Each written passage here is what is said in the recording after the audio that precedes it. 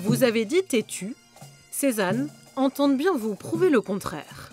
Venus de toute la France pour une procession en terre bretonne, ils ont défilé devant un public sous le charme. Je trouve ça très mignon et c'est quand même docile. Je sais pas, moi j'aime bien regarder, c'est adorable ces petits. Et je trouve que c'est gentil, que c'est doux, que c'est beau. Fini le bonnet d'âne, il faut juste à liquider une petite dose de patience humaine. À 13 mois, Oren accepte désormais les caresses. Il faut pouvoir le toucher partout, le désensibiliser. Parce qu'au début, en février, ça, je ne pouvais pas le faire. Et puis voilà, il va falloir qu'il apprenne les passages piétons, les plaques d'égout, s'arrêter, repartir. Non, doucement, c'est rien. Voilà, vous voyez, une trottinette qui passe, hop, ça le perturbe.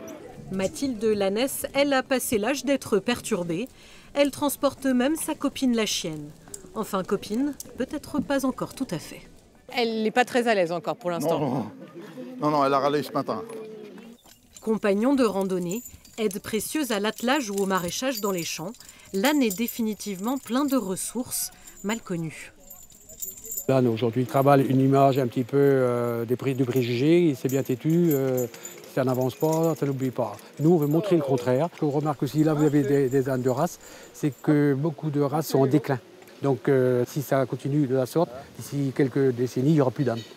Pour le sauver, ces passionnés espèrent sensibiliser le grand public et la jeune génération, histoire que l'âne puisse toujours briller par sa force et sa douceur.